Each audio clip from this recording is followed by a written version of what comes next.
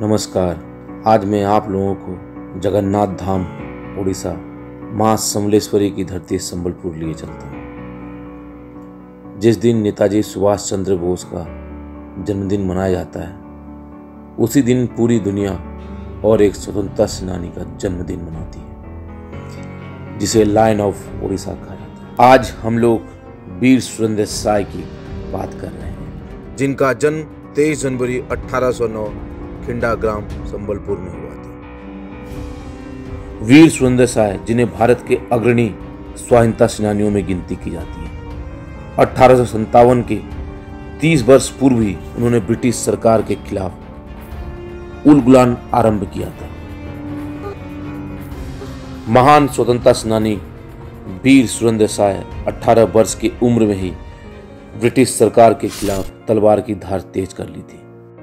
1827 में संबलपुर के राजा की मृत्यु हो गई थी। उसके पश्चात उस गद्दी पे चौहान राजवंशी वीर सुरेंद्र साय का पूरा हक बनता था, लेकिन अंग्रेजों को यह नागवार गुजरा और उन्होंने यह होने न दिया और अंग्रेज सरकार ने राजा पत्नी मोहन कुमारी को राजगद्दी दे दी और सारा शासन की बागडोर खुद ले ली। फिर उसके बाद क्या था, अंग्रेजों के खिलाफ बगावत के सुर और बढ़ गए। वीर सुरेंद्र साय के नेतृत्व में लड़ाई आरंभ हो गया। दिन ब दिन अंग्रेजों और वीर सुरेंद्र साय के बीच संघर्ष बढ़ता चला गया। वीर सुरेंद्र साय की संगठित सेना ने ब्रिटिश सरकार की नाक में दम कर रखी। अंग्रेजों ने अपनी पूरी हुकूमत लगा रखी थी इस स्वतंत्रता सेनानी को पकड़ने के लिए। एक शांति वार्ता के दौरान धोखे से वीर सुरेंद्र साय और उनके साथी उधम साई और बलराम सिंह को गिरफ्तार करके आजीवन कारावास में डाल दिया और सभी को हजारीबाग जेल भेज दिया गया। आजीवन कारावास की सूचना संबलपुर और उसके आसपास के गांव में फैल गई। हर गांव, हर शहर, हर घर में इसके प्रति रोष बढ़ने लगा और यह आग इस तरह फैली कि वीर सुरेंद्र साय के साथियों और स्वतंत्रता सेनानियों ने मिलकर बहुत बड़ी योजना बनाई, जिसके तहत 30 जुलाई 1857 को हजारीबाग जेल पे हमला करके वीर सुरेंद्र साय और उनके 32 साथियों को छुड़ा लिया। उसके बाद वीर सुरेंद्र साय संबलपुर वापस लौटे। फिर क्या था, एक नया जोश भर दिया सबके दिल में। वह एक चतुर योद्धा के साथ साथ एक अच्छे वक्ता भी थे। उनके एक आवाज पे पूरा उड़ीसा एकजुट हो गया था। उन्होंने एक सभा बुलाई थी, जिस सभा में 1200 ग्राम प्रधान, गौतिया, बड़े बड़े ब्राह्मण, बड़े बड़े जमींदार, महान क्रांतिकारी, महान सेनानी सब एकजुट होके एक सुर में एक साथ आवाज लगाई थी, भारत माता की जय, भारत माता की जय, जिसकी गूंज ब्रिटिश हुकूमत के कानों तक पहुंच चुकी थी। ब्रिटिश हुकूमत ने अपने सारे दांव पेच लगा रखे थे वीर सुरेंद्र साय को पकड़ने के लिए।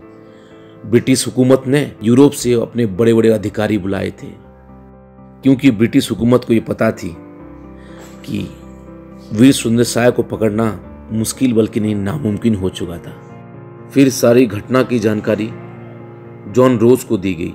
जॉन रोज वही थे जिन्होंने झांसी की रानी महारानी लक्ष्मीबाई से युद्ध किया था। उसके बाद जॉन रोज ने इस पे बहुत बड़ी योजना बनाई और उन्होंने अपने अच्छे अधिकारी को संबलपुर भेजा और एक छोटी सी सेना भेजी, लेकिन कोई भी सेना काम ना आई।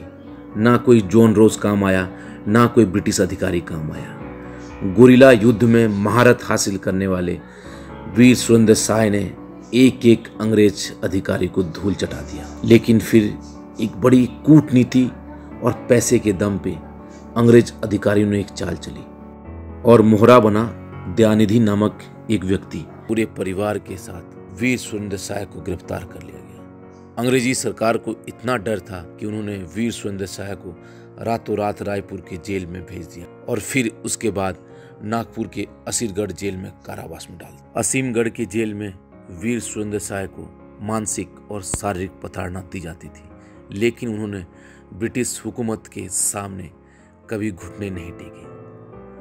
प्रताड़ना के कारण उनकी दोनों आंखें खराब हो गई थी।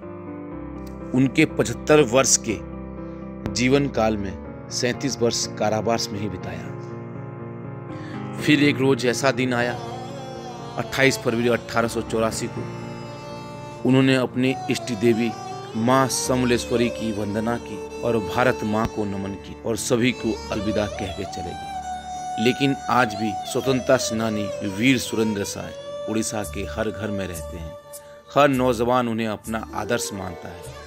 मेरा यह बताने का मकसद यही है कि वीर सुरेंद्र साय भारत के हर घर में पहुँचे और इस देश का हर एक व्यक्ति इस सच से रूबरू हो। खास तौर पर हमारी नौजवान पीढ़ी और हमारे बच्चों को पता होना जरूरी है। अब मैं भी अलविदा कहता हूँ। अलविदा कहने से पहले कुछ साथियों को जरूर शुक्रिया कहूँगा। दिव्य जीवन महापात्र, समीर कुमार पंडा, विश्वजीत महापात्र और भाई दीपक कुमार पंडा।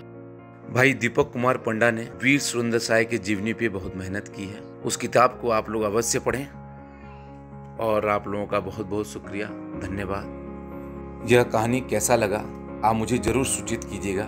मेरा ईमेल आईडी और नंबर नीचे दिया हुआ है। आप लोगों का बहुत बहुत धन्यवाद।